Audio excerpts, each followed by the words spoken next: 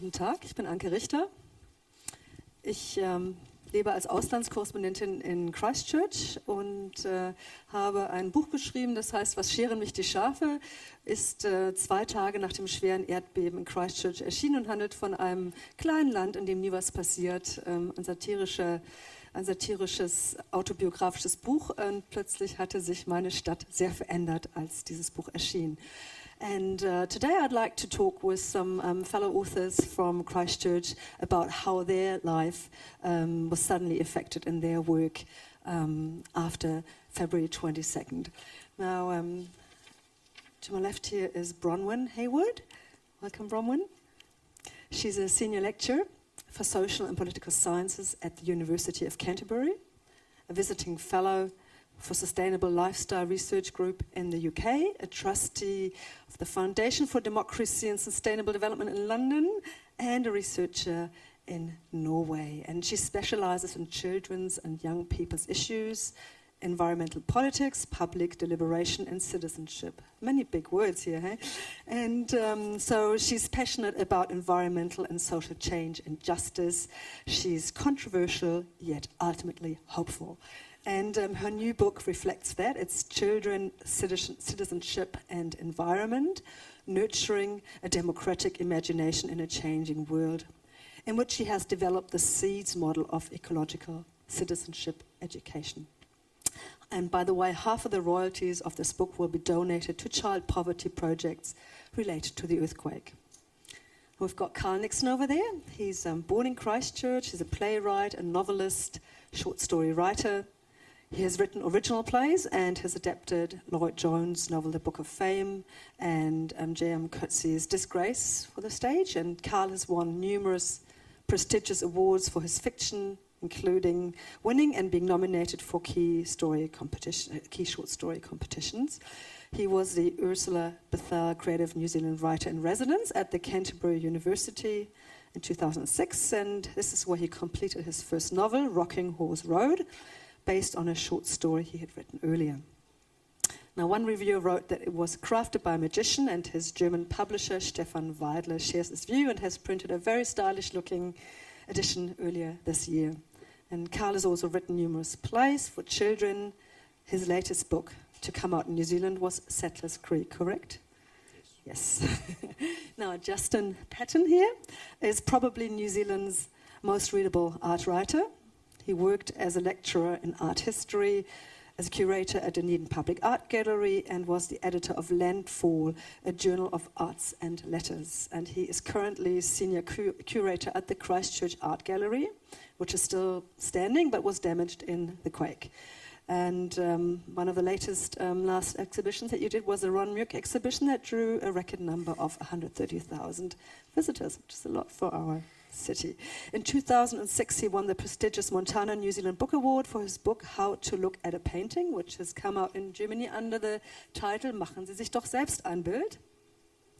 It's a personal and brilliant take on how to appreciate and better understand the world of painting. It's been praised as elegant, accessible, and endlessly thought-provoking. And in 2011, Paton was presented he presented a TV series based on the book, which will hopefully continue. But at the moment, he resides in the south of France because he was awarded the Catherine Mansfield Menton Fellowship, and he's currently writing about the idea of home, which is very fitting. We're talking about. And my name is Anke Richter. I work as a foreign correspondent in Christchurch for the German media, and I've written a book for Kiepenheuer and Witsch, Was scheren mich die Schafe, and a satirical look at culture shock and being a German in New Zealand. And it came out 2 days after the quake, a funny little book about a country where apparently nothing happens. So I had to promote that in the shadow of a big natural disaster. So let's see some images about what actually happened on this fateful day in Christchurch. Thanks, Sarah. Yeah, and so on the 22nd of February last year, 9 minutes before 1 p.m. midday, streets were busy, everyone was out and about, sunny day. This big earthquake struck, magnitude 6.3, the highest ground acceleration ever recorded. Huge buildings like the 5-story CTV building toppled down and killed 185 people from 20 nations. New Zealand's second largest city was destroyed within minutes, and about 400,000 people suddenly found themselves in a war zone without power, water, fleeing, homeless, traumatized, and having to endure ongoing aftershocks for weeks and months in all this chaos. The historic port town of Lyttelton, which was the artistic hub of Christchurch and where I live, was the epicenter and lost 60% of its old buildings. But life still goes on there despite what happens. Now, everyone in the city and for miles around was affected in some way, and everyone's life changed to some degree. And so let's hear from you, Justin. Where were you when all this happened? Hello, everyone. It's very nice to be here, and I'm glad to see you all sort of out there in the dimness. This is an interesting question. Where was I at the time? Not that one wants to compare the earthquake with September 11 necessarily, but I know that after September 11 one read many lyrical descriptions of how blue the sky was that day and how calm it was and what happened as people looked from rooftops and saw the disaster unfold. And intellectuals such as Susan Sontag have expressed anxieties about this. Is it right to sort of extract quality prose from an event like this, to observe a terrible event in a beautiful way? And the book that I am writing in Paton at the moment does sort of leap off from the events of the earthquake, but I sort of have made a promise to myself that I would not include any descriptions of the moment. But nonetheless, it was a... Why the promise, Justin? I've heard it so many times, and I feel that sometimes the conversation gets off in a flat-footed way, but nonetheless, it was calm. It was a beautiful Christchurch day, and I was in the gallery at the time, which is a particularly well-engineered Christchurch building. My 7-year-old son described the earthquake as being like as if you were on the back of a flat-deck truck or ute as it rattled down the hill at 100 kilometres an hour, and it was indeed like that inside the building. But I think we were buffered by the strength of that space, and it was an interesting place to be in the wake of the quake, precisely because it was the temporary civil defence headquarters, although it wasn't very temporary at all. Civil defence, hundreds and hundreds of civil defence workers in their fluorescent coats were in our gallery spaces for many months, and that made a singularly surreal sight to go into spaces that were hung with grand, sort of masterpieces of New Zealand art, and see table after table of, hard-working and supremely practical people with this backdrop of supremely impractical and, you might say, frivolous objects behind them. So, what about the show you were working on at the time, D-Building? Wasn't that kind of ironic? I think you said it was the equivalent of launching a big show about icebergs after the Titanic sunk. Yeah, that was... So, about 10 days before the earthquake struck, we had opened an exhibition that I'd spent a great deal of time on. I was very proud of, and it just happened to be called D-Building, and it was about artists who basically take to architecture in a very aggressive spirit. So this show included a video of someone smashing a hole in a wall with a sledgehammer. It included a monstrous crate which had what sounded like a gigantic kitten inside it, which was trying to get out and shook the walls. It was full of sort of shocks and frights and acts of aggression against buildings. So in addition to all the immense practical issues that people were dealing with, the senior curator at Christchurch Art Gallery was experiencing a bit of some aesthetic worries, shall we say, about what it means to have put on such a show at such a time. And I think since we are at an event which is about writing and about art, this question was on my mind constantly from there on. How can art address such a thing? Should it even try to address such a thing? Is the best thing for art to do in such circumstances not to address it at all, but simply to go on being art? Because any act of creativity is sort of it's an act of conscientious objection against all that unnecessary and senseless destruction. Yeah. So what's the gazumping of art by life?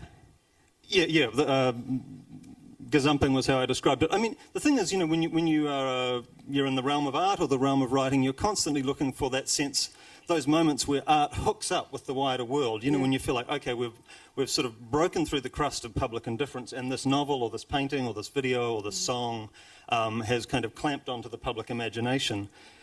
Those moments are rare ordinarily, but what the earthquake did was sort of generate too many of those moments. You know, suddenly you were like, God, everything looks like it's about the earthquake. You know, suddenly every artwork seemed to be about building or shelter or mortality or sustenance.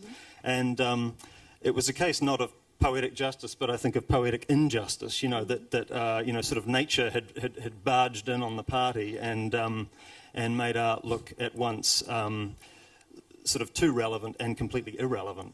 Someone once said that comedy is tragedy plus time, and I think that also applies to the art process. You know, you need the time in between before you can really process and really say what it means. The whole earthquake. So I think that urge to leap into art in any form is actually slightly misjudged. Kyle, were you in a state of grief or shock right afterwards, or were you just functioning on survival mode, or, you know, were you an artistic person in any way under those circumstances in the beginning? I was still writing. I was working on a book, so I just kept on working on that book and just kept on writing plays. But I consciously decided I did not want to address the earthquake. I did not want to write about it. In fact, I did try and write a short story that was about the earthquake and about someone who'd been through the earthquake. I wrote about a page and then just gave up. It just felt really artificial and very inept in comparison to the reality of the situation. So I just gave up and just kept on working on the novel I was working on. Because you were also invited with a few other writers from Christchurch to Ziata Avia and so on to the Auckland Writers Festival, and they had a special event or section about the Christchurch earthquake. Did you feel like suddenly you had to become a voice for something, even though you didn't have the artistic voice for it? You were just, you were personally affected, but you were suddenly made an earthquake writer. I thought of myself more as a person from Christchurch who was being brought out to talk about the earthquake, and I just happened to be a writer because I certainly wasn't addressing it in any way in my work. Although, you know, I do know a novelist who has tried and was writing a novel about the earthquake and set in Christchurch, but she actually gave up and moved the setting of that novel to San Francisco and the earthquake they had then, the big San Francisco earthquake, which I think is a very good instinct. You take the emotions and the feelings and you can put them into another setting, and I could see why that would work. And is that happening in your work in any way, that you think you can? I mean, you've been through such an extreme event, you must have had some inner reaction to it. Yeah, I think emotionally I'm a wee bit phased by the whole thing. But it's not just the earthquake. It's the fact you're living in a city where, I don't know if they've stopped, but where these type of buildings are still there or they've been demolished, and you're living in a reconstruction zone and living in a different city as well. It's very strange. I grew up in Christchurch, and suddenly you go into the centre of town and it's just not there anymore. Your favourite cafe is not there anymore. The bank you used to go to for 10 years is not there anymore. That's a very disconcerting and upsetting thing to happen emotionally. Yeah, the earthquake was actually followed by about 1,000 aftershocks, and over the last 1.5 years, and we had 2 more bigger ones in June last year and December, and the total cost of the rebuild has been estimated at $20 to $30 billion, making it by far New Zealand's biggest or most expensive, largest natural disaster and the 3rd costliest earthquake worldwide. And since then, our city has been in a state of recovery, of demolition and of rebuild. And the still cordoned off red zone, you saw some of it, the Central Business District is the largest building site in the Southern Hemisphere at the moment. And we have CERA, the Canterbury Earthquake Recovery Authority, and they have come up with a new plan to build with a new city plan within 100 days, the Christchurch Central Development Unit. And Bronwyn, you have been quite critical about this 100-day plan. So critical, in fact, that you've been joking if you might not be allowed to leave the country to come to Frankfurt. So what's your beef with what's happening in Christchurch at the moment? I don't think it's the leaving Christchurch. I think it's getting back in. Oh, okay. No, actually, it's funny you said, where were we at the time of the earthquake? And our family was coming back. We were in the air, the plane couldn't land. We were coming back from 3 years in Europe. And I think that I was on a fellowship, and I think what really hit me was, once we got home, that Christchurch feels like austerity Europe. And it's the part of New Zealand that most feels to me like austerity Europe. And in fact, walking along the river here in Frankfurt, it was really moving, because I sort of came along the river, and you get that strange feeling when you've been in a city that's all collapsed and suddenly you're in one that's standing up. But then by the time I got to the cathedral and all the and the photos of 50 years ago, and it's it's still emotional to talk about, but it's the scale of what you've coped with in Frankfurt. And it reminds us that you're 50 years on from where we are now, plus a lot more. We had a natural disaster, not a human one. But I've been thinking a lot about the connections, because in responding to our natural disaster in Christchurch, the way we're responding is making it much worse. For a small country, we had an earthquake at exactly the wrong economic and social and governance moment, because we're in the middle of a free market where our government, and I teach and work in democracy, so our government is looking outward. It's an economy that is a small economy that is looking outward. So the first emergency response is, what will happen? The tourists won't come. What will happen? The investment won't come. How will we rebuild the city for international investment? How will we retain land values? So the focus has been on turning outward to attract finance and capital back into the city for an export economy. And the effect of that has been to turn away from the community. And you see this in developing countries, it's in emerging economies, it's a shock to see it in your own.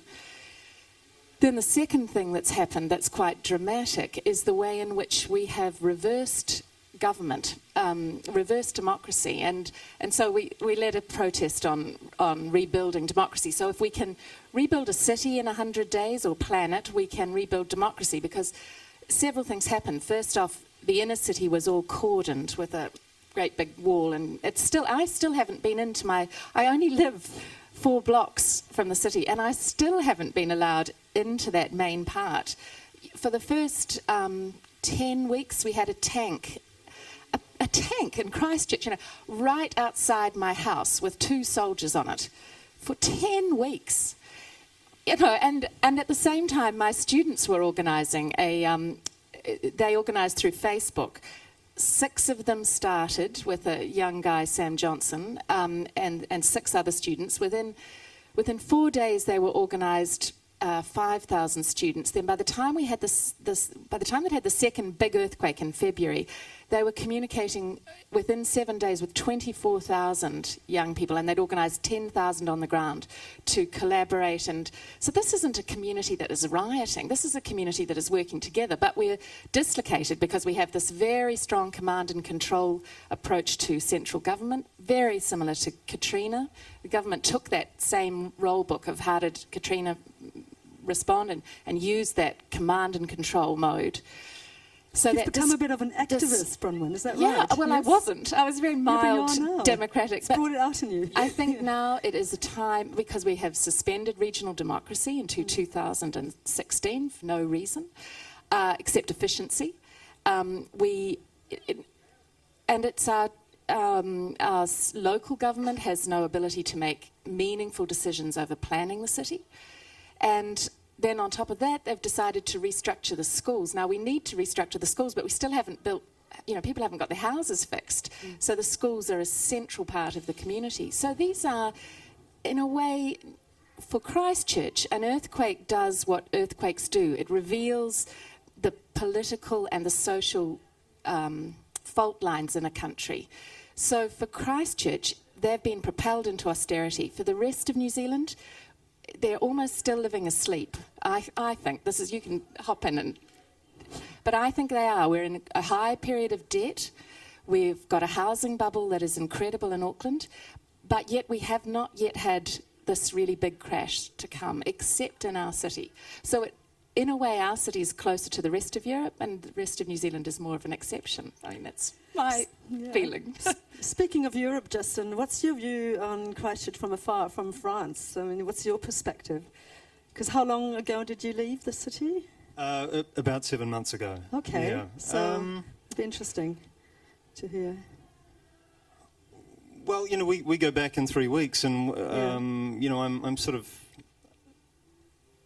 I'm eager to see whether it's still there. You know, and it sounds glib. I mean, obviously, things are being knocked down a pace, and if you look at the Christchurch websites today, there's protests about to kick into action in about 7 hours, New Zealand time, to preserve the half that is remaining of one of the city's few remaining heritage buildings. But I mean, like Carl, I grew up in Christchurch, and look, I think it's a great city for writers at the moment. I think the International Institute of Modern Letters, famous for its Wellington location, should shut up shop and move to Christchurch. And I don't mean that's because it's got the highest percentage of good writers at present, although we could argue the toss on that. I think we're biased. Yeah, but I think in terms of literary potential, Christchurch has got it all. And the reason it has it all is that it has so many gaps. You know, you think of, if in your life something that means something powerful to you, something that means something so powerful to you that you don't really see it. You know, home is like that, family are like that, your loved ones are like that, your children, your partner. If that thing gets subtracted, if it goes for one reason or another, what are you compelled to do? You're compelled to talk about it, and I mean talk about it endlessly. You know, there were times in Christchurch you would just go, look, you turn up at someone's house and almost start the stopwatch. You know, how long will it take before we all, the conversation inevitably migrates back to the quake. You know, the quake is like the bore at the party. It's constantly commandeering the conversation. But like you said, those gaps are also a white canvas almost, and we've got this great initiative called Gap Filler in Christchurch, fantastic, where on all these open spaces where the demolition is taking place, I mean, they're awful to look at and they're full of rubble, but then this great initiative of a few young art students, architects have come up and fill them with life, with pianos and open-air screenings and Paton courts and so on. And there's almost like a sense of anarchy culture, anarchy art happening. So let's bring it maybe to the positive side of what are the good initiatives that you see, or good impulses coming out of all this? Well, if I can just hop in, I mean, having portrayed the other side, the protest side, I mean, one of the things I'm most proud of is being on that trust for Gap Filler and greening the rubble and fueling this kind of critical energy of art.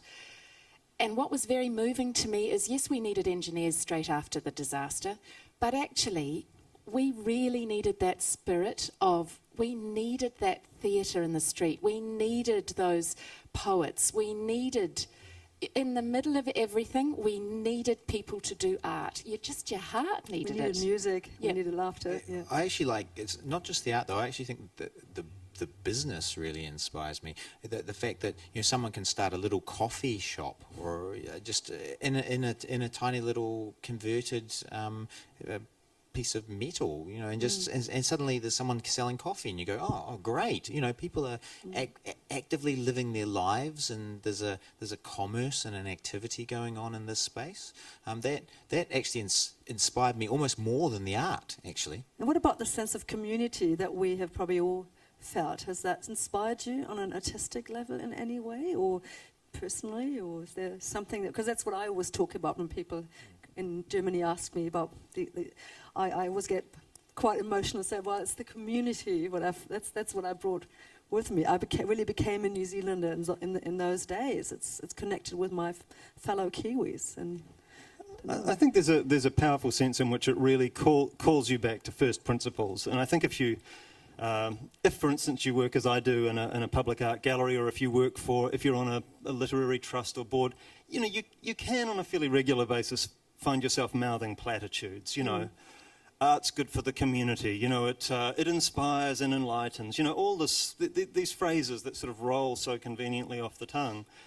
But, to have this event sort of level the community, to have the public gallery closed and still closed, it won't be open for a long time, you really have to stand and deliver on those...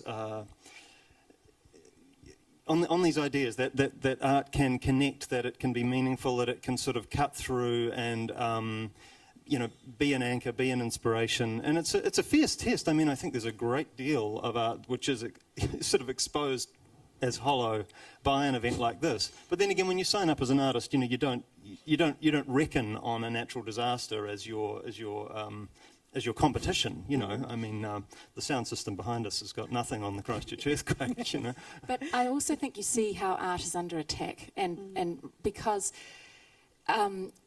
these communities have been great, and I think that's one of the things that has really driven me, is that the community energy and synergy and empathy has been great.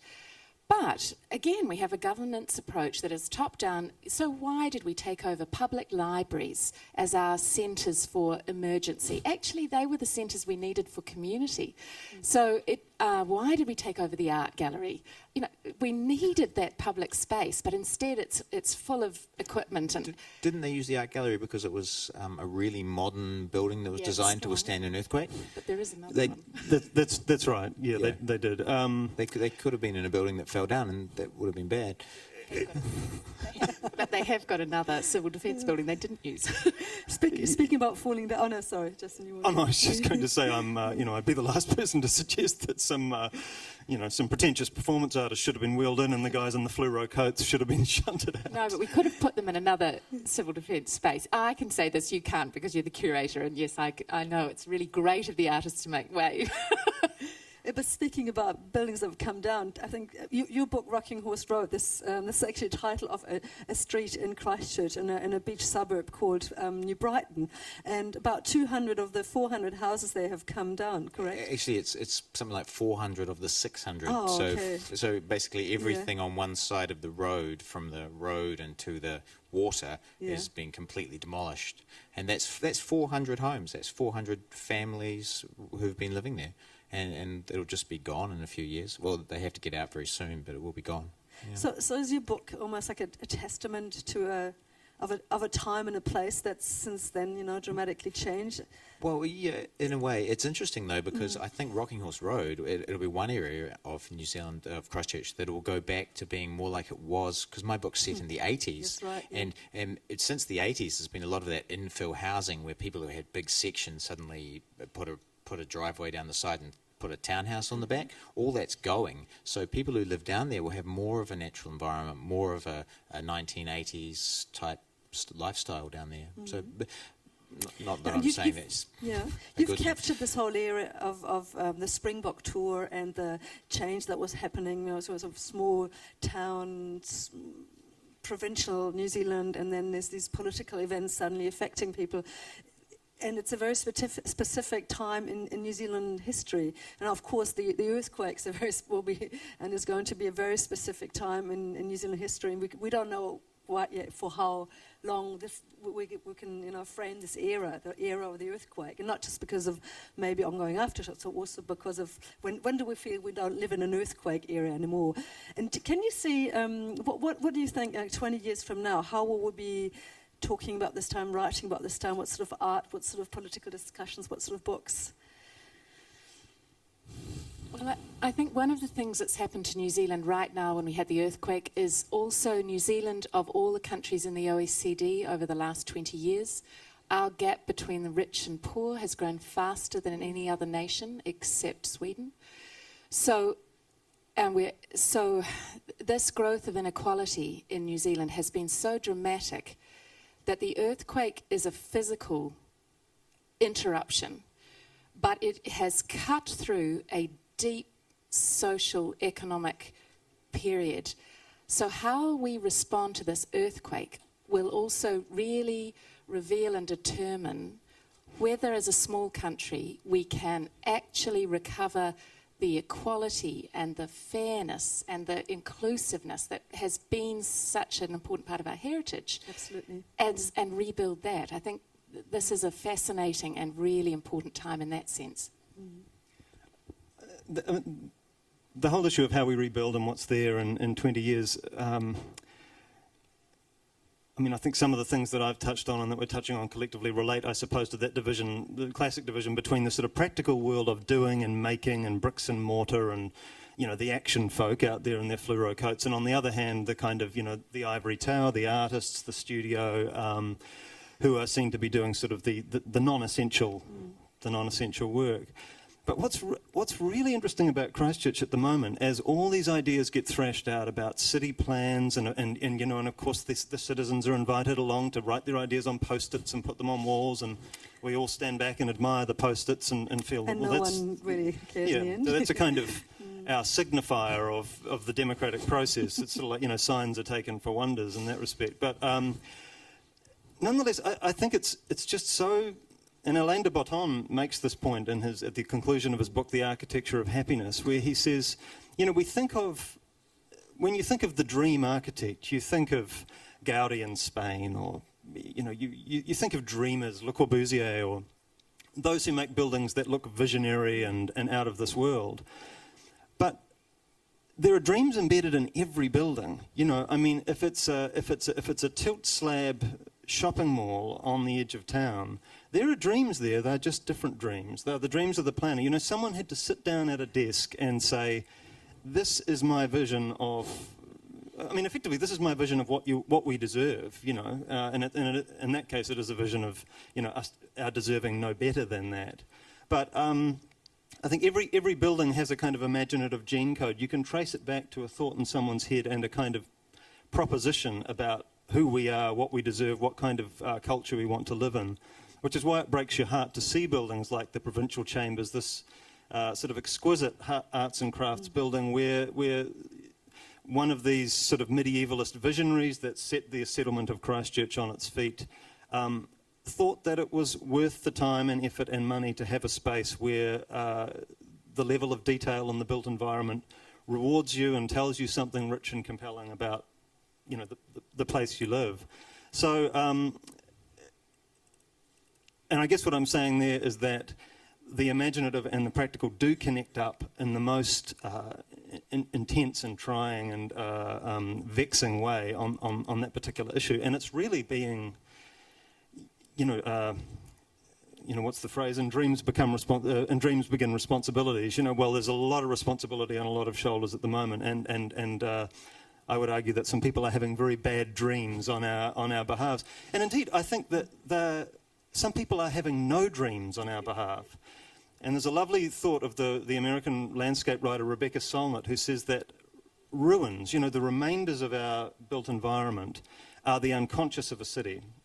They are the thing that allows it to dream. And if you remove those ruins, which is what's happening in Christchurch at the moment, then the place cannot dream. You know, it's an amnesiac place. It has no memory. It has no consciousness. And I think that's where a document like Carl's novel and a form as, in some ways, as marginal as fiction or poetry, has that job of recovering the textures of everyday life, which I think are important and even sacred in some way. You know, there's a sort of, I think there's a kind of Pākehā Wairua that you might find on Rocking Horse Road or in a 3-bedroom bungalow in Richmond. Justin, I think you should be back on TV, seriously. It's great, especially about Christchurch. Do a sequel. And Carl, do you think Christchurch is still a good place to live and to write? Or do you find yourself drawn to other places since then more? No, it's very hard when you're born in a city and you've lived there with a few years of exceptions your whole life. I don't think you can just, well, I can't. I'm sure some people could. I just couldn't turn my back on the city and just walk away, because then I would feel very inauthentic in another place, and also I just have a loyalty to it. I think you do have to be loyal to a place, and I feel that Christchurch will move forward and hopefully can be a positive place to live in, and I'd like to be part of that process. I should also add that the landscape. I live on the Port Hills. And the hills haven't changed, or they might have moved about that far. A few rocks have come down. And there's a few rocks have come Yeah. down, yeah. But essentially the hills haven't changed, and you know I walk on the hills, and I just love those hills. And even though the built landscape has changed a lot, the beach, which I love, is still there, and the hills are still there, and the estuary is still there, and the rivers are still there. So these are the things that I gravitate towards. Yeah. What about you, Bronwyn? You know, I love that idea about the ruins, because at the moment it's hard to explain, but it's like there is literally bulldozers just bulldozing the city down and removing it, because we're also a very low income community. As a country we are, so it's expensive to rebuild, but it's expensive to do what we're doing. This clearance so that there's no memory, which makes the stories so vital.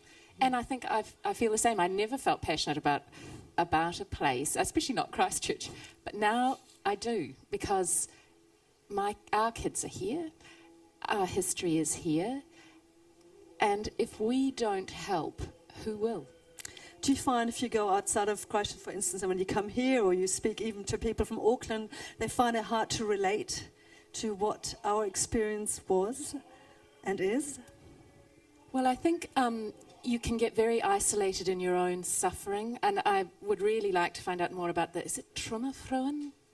Or just the rubble women, or the stories Traumathroen, yeah. Are the stories of how a community recovers. Yes.